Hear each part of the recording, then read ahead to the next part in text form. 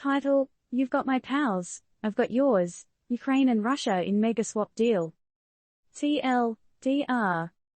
In a world where countries seem to have more stock of prisoners of war, POWs, than Bitcoin, Ukraine and Russia recently engaged in a swanky, almost surreal prisoner swap. We're talking about 200 POWs.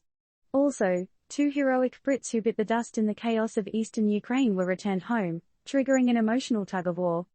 Oh, and did we mention, the Ukrainian holdouts from Mariupol were part of the deal too? Strap in, folks, this is a ride you don't want to miss. Now, I know what you're thinking, POW swaps. Are we playing a board game here? No, dear reader, this is as real as it gets. So let's hit the rewind button.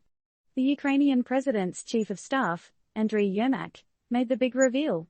His numbers put the score at 116 Ukrainians returned to home base, while our friends at the Russian Defense Ministry dished out a counter of 63 Russian POWs freed. Not quite a perfect ratio, but hey, who's keeping score? But hang on a minute. What's this about Brits dying in Ukraine? Well, picture this: Andrew Bagshaw, a Kiwi Brit mix, and purely British Chris Parry, volunteering in eastern Ukraine, risking their lives in an attempted humanitarian evacuation. Their mission?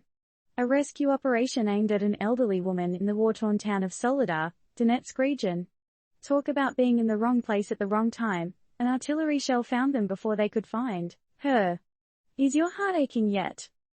And then there's the bittersweet story of the Ukrainian troops who held out in Mariupol during Moscow's months-long siege. These badasses, alongside guerrilla fighters from the Kherson region and snipers caught up in the ongoing fierce battles for the eastern city of Bakhmut, have finally been set free. Here's a thought. Do you think these swaps could be a sign of hope? A sign of impending peace, maybe?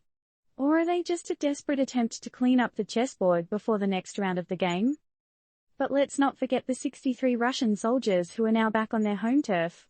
Just think about it for a moment. Imagine their stories of survival, the tales of resilience and bravery that they would bring back with them.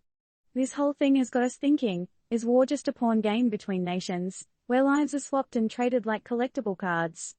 Are we okay with this being our reality? So, dear reader, here's the real question: is humanity just another bargaining chip on the world stage? Or are we worth more than that? Let's have a chat, shall we? What are your thoughts?